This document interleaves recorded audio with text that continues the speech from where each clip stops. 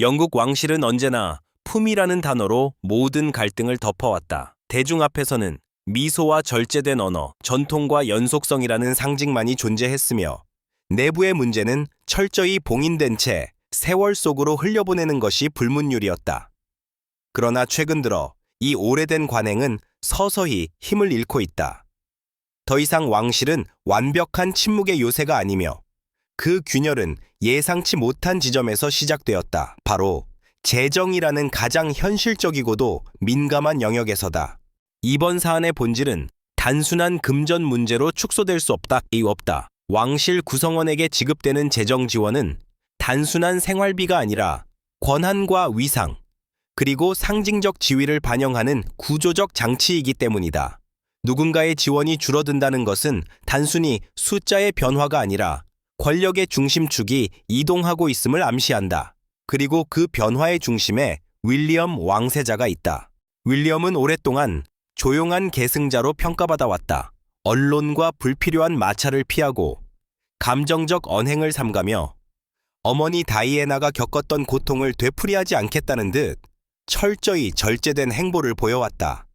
그러나 바로 그 인물이 왕실 내부에서도 극도로 민감한 사안인 가족 재정 문제에 손을 대기 시작했다는 점은 매우 이례적이다. 이는 개인적 감정의 발로라기보다는 의도된 결정이며 명확한 메시지를 내포하고 있다. 왕실 재정은 공식적으로는 군주와 직계 계승 라인을 중심으로 운영된다. 그러나 실제로는 훨씬 복잡한 관행과 암묵적 합의로 유지되어 왔다. 특히 왕비 혹은 왕비 배우자의 가족에 대한 지원은 명문화되지 않는 영역이었고 그렇기에 더욱 건드리기 어려운 금기였다. 그럼에도 불구하고 이번 결정은 그 금기를 정면으로 건드렸다. 이 변화가 주목받는 이유는 시점 때문이다. 왕실은 현재 과도기적 국면에 놓여 있다. 찰스 3세의 통치가 안정기에 접어들기까지는 여전히 시간이 필요하며 차기 국왕으로서 윌리엄의 존재감은 점점 더 분명해지고 있다. 그는 단순한 후계자가 아니라 이미 미래의 왕으로서 내부 개혁과 구조 조정을 주도하는 위치에 서 있다. 재정 구조에 대한 개입은 그 상징적인 출발점이라 할 수 있다. 대중이 가장 먼저 감지한 것은 왜 지금인가? 라는 질문이었다. 왕실은 언제나 문제를 미루는 데 능숙했다. 불편한 진실은 세월이 덮어주기를 기다렸고 스캔들은 새로운 행사와 화려한 사진으로 희석시켰다. 하지만 이번에는 달랐다. 외부로부터 유입된 정보, 특히 과거의 관계에서 비롯된 증언들이 왕실 내부의 계산을 바꾸어 놓았다. 여기서 중요한 점은 문제의 중심이 현재의 인물이 아니라 과거라는 사실이다. 과거의 관계, 과거의 결혼, 그리고 과거에 묻어두었던 이야기들이 다시 수면 위로 떠오르면서 왕실이 유지해온 내적 균형이 흔들리기 시작했다. 이 균형은 단순히 개인 간의 감정 문제가 아니라 왕실이라는 제도가 유지되기 위해 필요했던 암묵적 타협의 산물이었다. 윌리엄의 선택은 바로 그 타협을 재검토하겠다는 선언으로 해석된다. 그는 더 이상 그동안 그래왔기 때문에 라는 이유만으로 구조를 유지하지 않겠다는 입장을 분명히 했다. 특히 국민의 세금과 직결되는 재정 문제에 있어서는 명분 없는 관행을 지속할 수 없다는 점을 강조하고 있다. 이는 현대 왕실이 대중과 맺는 새로운 계약의 형태이기도 하다. 이번 결정이 단순히 한 인물에게 불이익을 주기 위한 조치라면 이렇게까지 큰 파장을 낳지는 않았을 것이다. 그러나 사람들은 직감적으로 알고 있다. 이것은 시작에 불과하다는 것을. 왕실 내부에서 누가 어떤 이유로 얼마를 받는가? 라는 질문이 처음으로 공개적으로 제기되었고 그 질문은 쉽게 사라지지 않을 것이다. 왕실은 오랫동안 감정과 재정을 분리해왔다고 주장해왔다. 하지만 현실은 늘 그 반대였다. 관계가 좋을수록 관대해졌고 불편해질수록 냉정해졌다. 다만 그 과정이 외부에 드러나지 않았을 뿐이다. 이제 그 경계선이 흐려지고 있으며 윌리엄은 그 흐림을 더 이상 방치하지 않겠다는 태도를 보이고 있다. 이 장면에서 중요한 것은 감정적 복수라는 단순한 프레임을 경계하는 것이다. 왕실 내부를 오래 취재해온 기자로서 분명히 말할 수 있는 점은 이 결정이 충동적이거나 개인적 분노에 기반한 행동으로 보이지 않는다는 사실이다. 오히려 철저히 계산된, 그리고 향후 왕실 운영 전반을 염두에 둔 구조적 판단에 가깝다. 윌리엄은 아버지 세대와는 다른 방식으로 왕실을 이끌고자 한다. 그는 더 투명한 기준, 더 명확한 책임, 그리고 더 적은 선격을 원한다. 이번 재정 조정은 그 방향성을 시험하는 첫 번째 사례다. 그리고 그 파장은 단순히 왕실 내부에만 머무르지 않는다. 대중은 묻기 시작했다. 왕실은 누구를 위해 존재하는가? 전통을 위해서인가? 사람을 위해서인가? 아니면 그 둘 사이의 불편한 균형을 유지하기 위해서인가? 이 질문은 단지 한 가정의 문제를 넘어 군주제 자체의 정당성을 향한 질문으로 확장되고 있다. 제1장은 바로 이 지점에서 끝나야 한다. 아직 모든 사실이 드러난 것은 아니다. 오히려 이제 막 문이 열렸을 뿐이다. 재정이라는 냉정한 숫자 뒤에는 감정, 역사, 권력, 그리고 침묵 속에 묻혀있던 이야기들이 얽혀 있다. 그리고 그 이야기는 이제 더 이상 조용히 묻히지 않을 것이다. 다음 장에서는 이 균열을 촉발한 과거의 목소리가 어떻게 현재의 왕실을 흔들게 되었는지를 보다 구체적으로 살펴보게 될 것이다. 왕실을 흔드는 가장 위험한 요소는 언제나 현재의 실수가 아니라 과거의 이야기였다. 이미 정리되었다고 믿었던 관계, 공식 기록에서는 삭제되었지만 기억 속에는 남아있던 인물, 그리고 더 이상 말할 자격이 없다고 여겨졌던 목소리들이 어느 순간 다시 등장할 때 왕실은 가장 취약해진다. 이번 사안 역시 그러한 맥락에서 이해해야 한다. 문제의 핵심은 단순한 폭로나 가십이 아니다. 오히려 그것은 오랫동안 비공식적으로만 존재해왔던 이야기들이 일정한 맥락과 구체성을 갖추며 다시 조명되기 시작했다는 점에 있다. 특히 그 목소리가 과거의 배우자라는 위치에서 나왔다는 사실은 왕실 내부에서 결코 가볍게 넘길 수 없는 무게를 지닌다. 왕실은 결혼과 이혼의 문제에 있어 극도로 보수적인 태도를 유지해왔다. 공식적으로 끝난 관계는 완전히 정리된 것으로 간주되며 그 이전의 서사는 철저히 봉인된다. 이는 단순한 예의의 문제가 아니라 왕실 이미지 관리의 핵심 원칙 중 하나였다. 그러나 이번에는 그 원칙이 흔들렸다. 봉인된 서사가 다시 언론과 대중의 영역으로 흘러나오기 시작했기 때문이다. 주목해야 할 점은 해당 증언들이 즉각적인 반박이나 법적 대응으로 차단되지 않았다는 사실이다. 왕실은 침묵을 선택했다. 이 침묵은 흔히 부인이나 무시로 해석되지만 실제로는 훨씬 복잡한 계산의 결과다. 왕실이 침묵할 때는 그 내용이 완전히 거짓이거나 사소해서가 아니라 대응 자체가 더 큰 파장을 낳을 가능성이 있을 때가 많다. 이 증언들은 특정 사건 하나를 겨냥하지 않는다. 대신 장기간에 걸친 관계의 양상, 권력의 비대칭, 그리고 당시에는 문제로 인식되지 않았던 관행들에 초점을 맞춘다. 이것이 위험한 이유는 왕실이 유지해온 도덕적 우위의 서사를 간접적으로 흔들기 때문이다. 직접적인 옵윈이 아니라 분위기와 구조에 대한 문제 제기는 반박하기가 훨씬 어렵다. 윌리엄 왕세자가 이 사안을 주의 깊게 바라보고 있다는 점은 여러 정황을 통해 드러난다. 그는 공개적으로 언급하지 않았지만 내부적으로는 관련 보고와 분석을 지속적으로 받아온 것으로 전해진다.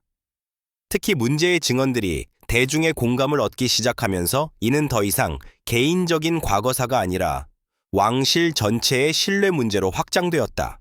왕실 재정과 이 증언 사이의 연결고리는 표면적으로는 드러나지 않는다. 그러나 내부를 들여다보면 두 사안은 같은 질문으로 수렴한다.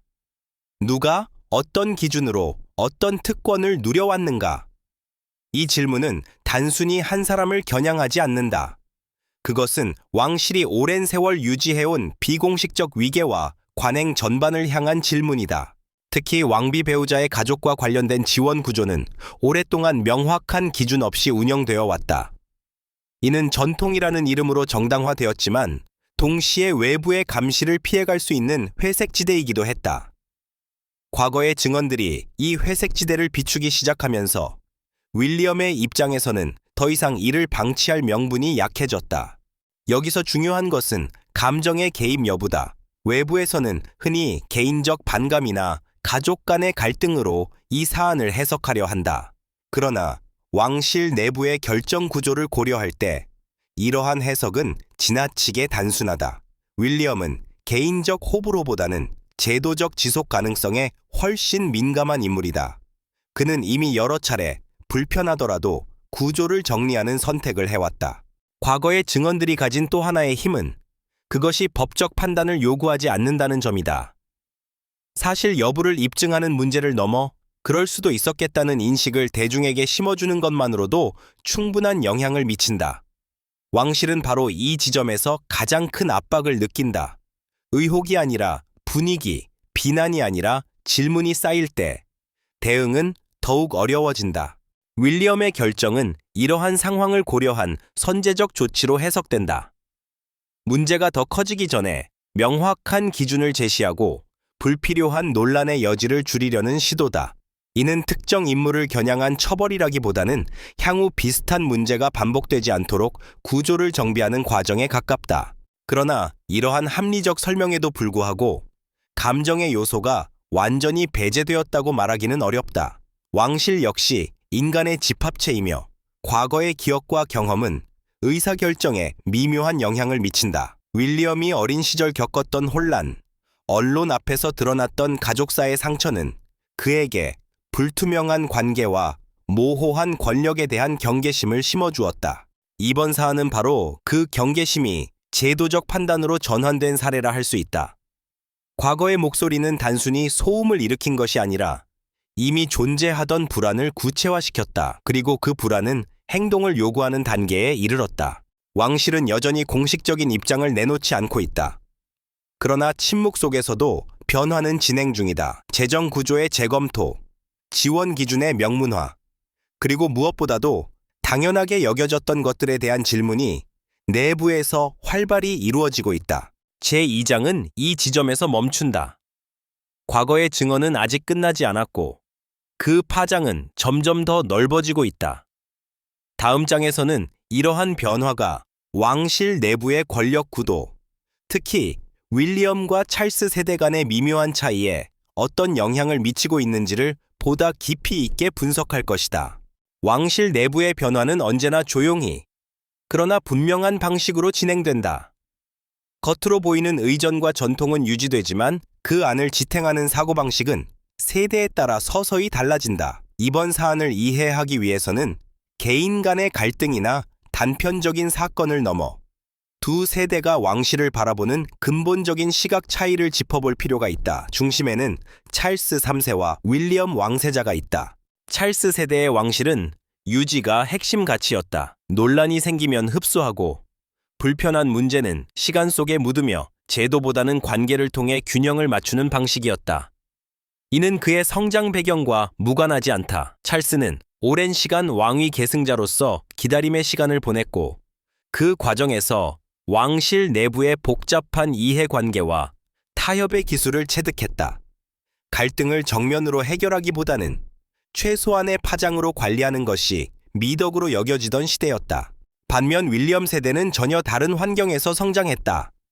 24시간 뉴스, 소셜미디어, 그리고 즉각적인 여론 반응 속에서 왕실은 더 이상 닫힌 세계가 아니게 되었다. 모호함은 의심을 낳고 침묵은 부정적인 해석으로 이어진다. 윌리엄은 이러한 환경 속에서 관리보다 정리가 필요하다고 판단하는 인물이다. 문제를 미루기보다는 기준을 세우고 불편하더라도 명확하게 선을 긋는 방식이 장기적으로 왕실을 보호한다고 믿는다. 이번 재정 조정은 이 철학적 차이가 가장 선명하게 드러난 사례 중 하나다. 찰스의 방식이었다면 논란이 커지기 전까지 기존 구조를 유지하며 상황을 지켜봤을 가능성이 크다. 관계의 역사, 감정의 복잡성, 그리고 그동안의 관행이 고려되었을 것이다. 그러나 윌리엄은 다른 선택을 했다. 그는 왜 지금 이 구조가 유지되어야 하는가? 라는 질문부터 던졌다. 이 질문은 단순해 보이지만 왕실 내부에서는 매우 급진적인 발상이다. 수십 년간 이어져 온 지원 구조와 암묵적 합의를 재검토한다는 것은 곧 과거의 결정들이 더 이상 자동적으로 존중받지 않을 수 있음을 의미한다. 이는 자연스럽게 기성세대에게는 불편함을, 개혁을 지지하는 측에는 기대를 불러일으킨다. 찰스 3세는 공식적으로 이 결정에 대해 언급하지 않았다. 그러나 그의 침묵은 동의와 반대의 중간 어딘가에 위치해 있다. 왕실 내부 소식통들에 따르면 그는 아들의 판단을 완전히 제지하지도 적극적으로 지지하지도 않는 태도를 유지하고 있다. 이는 권력 이양의 과도기적 특성을 잘 보여준다. 공식적인 왕권은 현재의 군주에게 있지만 실질적인 방향 설정은 점점 더 후계자의 손으로 이동하고 있다. 윌리엄은 이 미묘한 균형을 잘 알고 있다. 그는 공개적인 충돌을 피하면서도 필요한 변화는 조용히 추진하는 전략을 택하고 있다.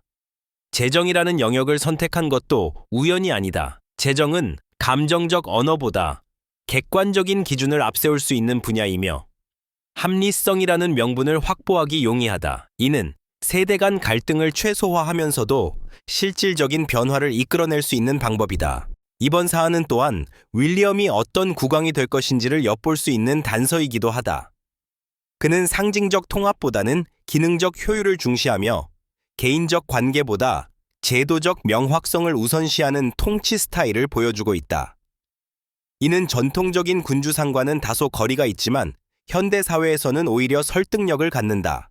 대중 역시 이러한 변화를 감지하고 있다. 여론의 흐름은 단순히 특정 인물에 대한 호불호를 넘어 누가 더 시대에 맞는가라는 질문으로 이동하고 있다. 윌리엄의 행보는 젊은 세대에게는 투명성과 책임의 상징으로, 보수적인 시각에서는 왕실의 온기를 잃게 할 수 있는 위험 요소로 비친다. 이 엇갈린 반응 자체가 세대 교체의 본질을 드러낸다. 왕실 내부에서는 이미 조용한 재정비가 진행 중이다. 지원 기준의 문서화, 역할에 따른 명확한 구분, 그리고 과거에는 관행으로 처리되던 사안들에 대한 재검토가 이루어지고 있다. 이는 단기간에 끝날 작업이 아니며 필연적으로 저항과 불편을 동반한다. 그러나 윌리엄은 이러한 과정을 피하지 않겠다는 의지를 보이고 있다. 찰스 3세에게 있어 이 변화는 양면적인 의미를 지닌다. 한편으로는 자신이 이루지 못했던 개혁을 아들이 대신 수행해주는 안도감이 있을 수 있다. 다른 한편으로는 자신의 통치 철학이 점차 과거의 것으로 분류되는 현실을 마주해야 하는 부담도 존재한다. 왕실의 역사는 늘 이런 방식으로 이어져 왔다. 새로운 세대는 이전 세대를 부정하지 않으면서도 그 한계를 넘어서려 한다. 제3장은 결국 한 가지 질문으로 귀결된다. 왕실은 전통을 얼마나 유지해야 하며 변화는 어디까지 허용될 수 있는가? 윌리엄의 선택은 이 질문에 대한 하나의 답변이다. 그것은 완벽하지도 모두를 만족시키지도 못한다. 그러나 분명한 방향성을 지니고 있다. 다음 장에서는 이러한 세대 간 통치 철학의 차이가 대중의 신뢰와 왕실의 이미지에 어떤 영향을 미치고 있는지를 보다 구체적인 사례와 함께 분석하게 될 것이다. 왕실은 법적으로 선출되지 않는다. 그 정당성은 헌법 조항이 아니라 대중의 인식과 수용 속에서 유지된다. 바로 이 지점에서 여론은 왕실에게 또 하나의 왕관과도 같은 존재가 된다. 보이지 않지만 무게를 지니고 있으며 한번 균열이 생기면 회복에는 오랜 시간이 필요하다. 이번 사안은 그 여론의 무게가 다시 한번 왕실의 방향을 바꾸고 있음을 보여준다. 과거의 왕실은 여론을 관리의 대상으로 인식했다. 언론 브리핑, 제한된 인터뷰, 계산된 사진 공개를 통해 이미지를 조율했고, 대중은 주어진 정보 안에서 왕실을 이해했다. 그러나 지금의 환경은 전혀 다르다. 정보는 통제되지 않으며 해석은 분산되고 감정은 실시간으로 확산된다. 왕실은 더 이상 여론의 흐름을 주도하는 위치에 있지 않다. 이번 재정 조정과 관련된 논의가 빠르게 확산된 것도 이러한 환경 변화와 무관하지 않다. 공식 발표가 없었음에도 불구하고 사람들은 단서를 연결하고 맥락을 해석하며 스스로 이야기를 만들어 나갔다. 그 과정에서 중요한 역할을 한 것은 공정성이라는 키워드였다. 누가 옳은가, 누가 잘못했는가보다 누가 더 공정한 기준을 제시하고 있는가가 판단의 기준이 되었다. 윌리엄의 선택이 일정 부분 긍정적인 반응을 얻은 이유도 여기에 있다. 그는 감정적인 언어를 사용하지 않았고 개인적 서사를 앞세우지도 않았다. 대신 구조와 기준이라는 추상적이지만 설득력 있는 논리를 통해 접근했다. 이는 왕실이 오랫동안 부족하다는 평가를 받아왔던 부분이기도 하다. 대중은 더 이상 전통이니까 라는 설명에 만족하지 않는다. 반대로 기존의 관행을 옹호하는 목소리는 점점 설득력을 잃고 있다. 그것이 아무리 오랜 역사와 관습에 기반한 것이라 하더라도 명확한 이유와 기준이 제시되지 않으면 의문은 커질 수밖에 없다. 특히 경제적 어려움을 체감하는 시대적 상황 속에서 왕실 제정은 더욱 민감한 주제가 되었다. 대중은 상징보다 현실을 먼저 떠올린다. 여론의 또 다른 특징은 이분법적 판단을 선호한다는 점이다. 한쪽은 개혁, 다른 한쪽은 특권으로 단순화되기 쉽다. 실제 상황은 훨씬 복잡하지만 이러한 단순화는 논의를 빠르게 확산시키는 역할을 한다. 윌리엄은 이 위험을 인지하고 있으며 그렇기에 더욱 신중한 태도를 유지하고 있다. 과도한 설명은 오히려 새로운 논란을 낳을 수 있기 때문이다. 왕실 내부에서도 여론의 변화는 중요한 참고 자료로 활용된다.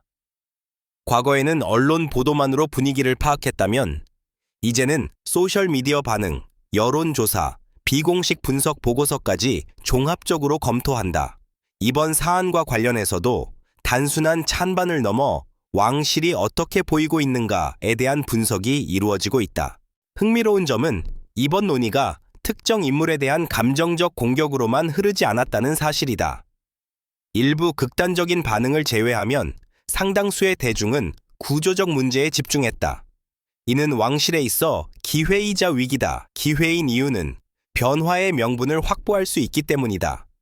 위기인 이유는 구조를 바꾸지 않으면 더 큰 불신으로 이어질 수 있기 때문이다. 윌리엄의 행보는 이러한 여론의 흐름을 읽은 결과로 보인다. 그는 대중 앞에서 자신을 영웅으로 만들려 하지 않는다.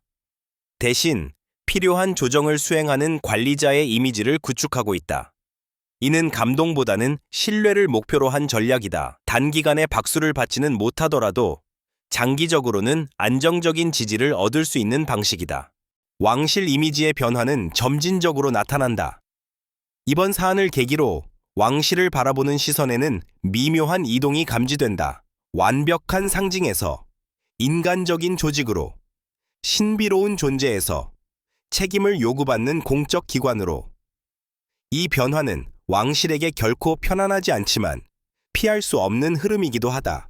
찰스 3세 시대의 왕실이 연결을 강조했다면 윌리엄이 그리는 왕실은 신뢰를 중심에 둔다. 연결은 감정에 호소하지만 신뢰는 기준과 일관성을 요구한다. 이번 재정 조정은 바로 그 신뢰를 쌓기 위한 초기 단계라 할 수 있다. 아직 완성된 그림은 아니지만 방향성은 분명하다. 제4장은 여론이라는 보이지 않는 힘이 왕실의 선택에 어떻게 영향을 미치고 있는지를 보여준다. 왕실은 더 이상 여론 위에 군림하지 않는다. 오히려 여론과 함께 호흡해야만 존속할 수 있는 존재가 되었다. 그리고 그 현실을 가장 분명히 인식하고 있는 인물이 바로 윌리엄이다. 다음 장에서는 이러한 변화가 왕실 내부 인물들, 특히 주변 가족과 보좌진에게 어떤 긴장과 재배치를 가져오고 있는지를 살펴보게 될 것이다. 왕실에서 가장 조용하면서도 가장 치열한 전장은 언제나 내부였다. 공개 행사와 성명 뒤편에서 가족 간의 미묘한 감정과 보좌진의 계산된 판단이 교차하며 하나의 결정이 완성된다. 이번 재정 조정 역시 예외가 아니다. 외부에서는 단순한 결정으로 보이지만 그 이면에는 관계의 재배치와 역할의 재정의가 동시에 진행되고 있다. 왕실 가족 구성원들에게 재정은 단순한 지원 이상의 의미를 지닌다. 그것은 공식적 지위의 인정이며 동시에 비공식적 신뢰의 척도다. 따라서 지원 구조의 변화는 자연스럽게 관계의 변화를 동반한다. 누군가는 영향력이 줄어들었다고 느끼고 누군가는 새로운 기준 속에서 자신의 위치를 다시 확인하게 된다. 이 과정은 필연적으로 긴장을 낳는다. 윌리엄의 결정이 내부에서 즉각적인 환영만을 받은 것은 아니다. 특히 기존의 관행 속에서 안정적으로 역할을 수행해 왔다고 여겨지던 인물들과 그를 둘러싼 네트워크에서는 우려의 목소리가 나왔다. 변화가 필요하다는 데에는 동의하면서도 그 속도와 범위에 대해서는 의견이 엇갈렸다. 왕실은 여전히 합의와 균형을 중시하는 조직이기 때문이다. 보좌진의 역할은 이 지점에서 더욱 중요해진다. 왕실 보좌진은 단순한 행정 지원을 넘어 갈등을 완화하고 메시지를 조율하는 중재자 역할을 수행한다. 이번 사안과 관련해서도 여러 단계의 검토와 시뮬레이션이 이루어졌다. 어떤 결정이 외부에 어떻게 비칠지, 내부 반응은 어느 정도일지, 장기적으로 어떤 선례를 남길지를 면밀히 따졌다. 흥미로운 점은 젊은 보좌진일수록 변화에 긍정적인 태도를 보였다는 것이다. 그들은 왕실이 더 이상 과거의 방식만으로는 지속 가능하지 않다고 판단한다. 명확한 기준과 투명한 구조는 외부 신뢰뿐 아니라 내부 효율성에도 도움이 된다는 인식이 공유되고 있다. 반면 오랜 시간 왕실과 함께 해온 인사들일수록 신중함을 강조했다. 급격한 변화는 예기치 못한 균열을 초래할 수 있다는 경험적 판단 때문이다. 가족 내부의 분위기 역시 단일하지 않다. 일부는 윌리엄의 결정을 불가피한 선택으로 받아들이며 오히려 늦었다고 평가한다. 반면 다른 일부는 관계의 맥락과 과거의 공헌이 충분히 고려되었는지에 대해 의문을 제기한다. 이러한 시각 차이는 공개적으로 드러나지 않지만 내부 회의와 비공식 대화 속에서는 분명히 존재한다. 윌리엄은 이러한 복합적인 반응을 예상하고 있었다. 그렇기에 그는 결정 과정에서 개인적인 접촉을 최소화하고 가능한 한 제도적 언어를 사용하려 했다. 이는 감정의 충돌을 줄이기 위한 전략이기도 하다. 특정 인물과의 관계 문제가 아니라 구조적 조정이라는 프레임을 유지함으로써 논의를 개인화하지 않으려는 의도다. 그러나 제도적 언어가 모든 감정을 흡수할 수는 없다. 왕실은 가족이자 조직이며 이 두 정체성은 때때로 충돌한다. 지원 구조의 변화는 곧 배려의 감소로 해석될 수 있고 이는 관계의 온도를 낮출 위험을 내포한다. 보좌진은 바로 이 지점을 가장 우려한다. 단기적인 합리성이 장기적인 응집력을 약화시키지 않도록 균형을 잡아야 하기 때문이다. 이번 사안을 계기로 왕실 내부에서는 역할과 책임에 대한 논의가 더욱 활발해지고 있다. 누가 공식 업무를 수행하는지, 그에 따른 지원은 어디까지 정당한지, 그리고 가족이라는 이유만으로 유지되던 특례는 어떤 기준으로 재검토되어야 하는지가 논의 테이블에 올랐다. 이는 단순한 조정이 아니라 운영 원칙 전반을 다시 쓰는 작업에 가깝다. 보좌진 구성에도 미묘한 변화가 감지된다. 정책과 전략의 강점을 가진 인물들이 점점 더 핵심 역할을 맡고 있으며 전통적 의전과 관행을 중시하던 인사들은 자문 역할로 이동하는 경향이 나타난다. 이는 윌리엄이 추구하는 왕실의 방향성을 반영한다. 상징보다 기능, 관습보다 기준을 중시하는 구조다. 이러한 변화는 단기적으로 불안정을 초래할 수 있다. 그러나 동시에 왕실이 스스로를 재정의할 수 있는 기회이기도 하다. 내부 질서가 명확해질수록 외부의 의심과 추측은 줄어들 가능성이 있다. 물론 그 과정은 결코 쉽지 않으며 모든 구성원을 만족시킬 수는 없다. 제5장은 왕실 내부에서 진행 중인 조용한 재편의 모습을 조명한다. 겉으로는 큰 변화가 없어 보이지만 그 안에서는 역할과 관계, 영향력이 서서히 이동하고 있다. 이 변화의 중심에는 윌리엄의 선택이 놓여 있으며 그 선택은 앞으로도 여러 파장을 낳을 것이다. 다음 장에서는 이러한 내부 재편이 왕실의 장기적 생존 전략, 그리고 군주제의 미래에 어떤 의미를 지니는지를 보다 넓은 시각에서 살펴보게 될 것이다. 왕실은 늘 현재보다 미래를 먼저 생각해야 하는 조직이다. 오늘의 결정은 곧바로 평가받지 않을 수 있지만 시간이 흐를수록 그것이 남긴 흔적은 분명해진다. 이번 재정 조정 역시 단기적인 논란을 넘어 군주제 자체의 지속 가능성을 시험하는 하나의 분기점으로 기능하고 있다. 현대 사회에서 군주제가 존속하기 위해 요구받는 조건은 과거와 다르다.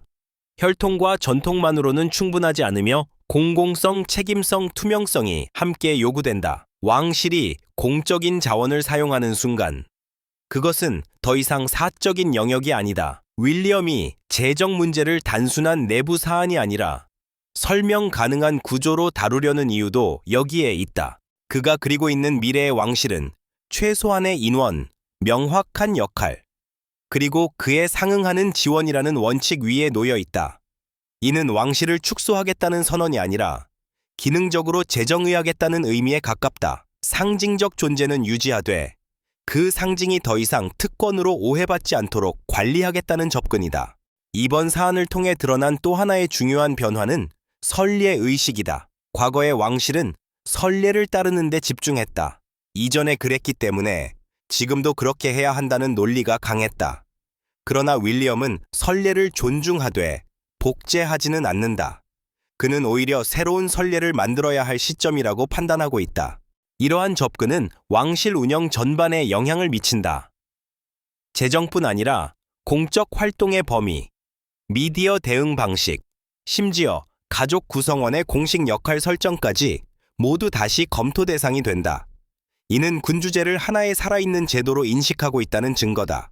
변화하지 않는 전통은 결국 박제될 수밖에 없다는 인식이 그 바탕에 깔려 있다. 물론 이러한 변화가 모두에게 환영받는 것은 아니다. 군주제의 본질은 연속성에 있으며 과도한 조정은 그 연속성을 해칠 수 있다는 우려도 존재한다. 특히 보수적인 지지층에서는 왕실이 점점 관리 조직처럼 변해가고 있다는 불안이 제기된다. 감정과 상징의 영역이 축소될수록 왕실만의 고유한 매력이 사라질 수 있다는 주장이다. 윌리엄은 이러한 비판을 인식하고 있다. 그렇기에 그는 개혁의 속도를 조절하며 모든 변화를 공개적으로 드러내지 않는다. 조용히, 그러나 되돌릴 수 없게 만드는 방식이다. 이번 재정 조정 역시 그 연장선에 있다. 큰 선언 없이 구조를 바꾸고 결과로 말하는 방식이다. 왕실의 미래를 논할 때 빼놓을 수 없는 요소는 국민과의 관계다. 군주제는 법적으로 존재하지만 정서적으로 지지받지 못하면 그 의미는 급격히 약화된다. 윌리엄은 이 점에서 매우 현실적이다.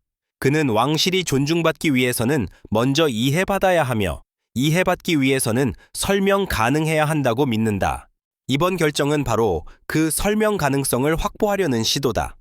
누가 왜 지원을 받는지, 그 기준은 무엇인지, 그리고 변화가 있다면 그 이유는 무엇인지, 이러한 질문에 답할 수 있을 때 왕실은 더 이상 의혹의 대상이 아니라 논의의 주체가 된다. 이는 방어적인 위치에서 벗어나 능동적으로 미래를 설계하는 위치로 이동했음을 의미한다. 군주제의 생존은 결국 신뢰에 달려있다. 신뢰는 하루아침에 쌓이지 않으며 작은 결정들이 축적되어 형성된다. 이번 재정 조정은 그 축적의 한 단면이다. 겉으로는 숫자의 변화일지 모르지만 그 이면에는 왕실이 어떤 방향으로 나아가려 하는지가 분명히 담겨 있다.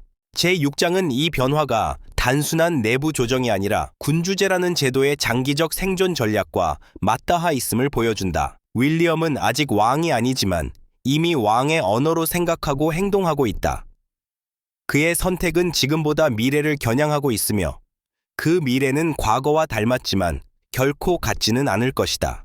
다음이자 마지막 장에서는 이 모든 변화가 한 인물의 결단을 넘어 어떤 상징으로 남게 될 것인지, 그리고 역사 속에서 어떻게 기록될 가능성이 있는지를 종합적으로 조망하게 될 것이다.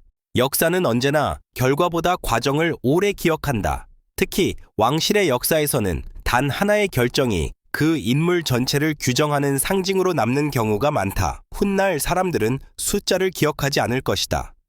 얼마가 줄었는지, 언제 조정되었는지보다 그 결정이 어떤 시대 정신을 반영했는지를 더 오래 이야기하게 될 것이다. 이번 사안 역시 그러한 기억의 층위로 이동하고 있다. 윌리엄의 선택은 겉으로 보기에는 행정적 조정에 불과해 보일 수 있다. 그러나 왕실이라는 특수한 구조 안에서는 그것이 곧 통치 철학의 선언으로 해석된다. 그는 갈등을 폭로로 해결하지 않았고 침묵으로 덮지도 않았다. 대신 기준을 꺼내 들었다. 기준은 감정을 자극하지 않지만 방향을 명확히 한다. 그리고 바로 그 점이 이번 선택을 특별하게 만든다. 왕실의 역사를 돌아보면 위기는 늘 사람에서 시작되었지만 전환점은 제도에서 만들어졌다. 개인의 스캔들이 왕실을 흔들었을 때 그것을 수습한 것은 감정적 호소가 아니라 구조의 재정비였다. 윌리엄의 결정은 이 역사적 패턴을 의식한 결과로 보인다. 그는 한 인물의 문제를 넘어 시스템이 다시 흔들리지 않도록 손을 댔다.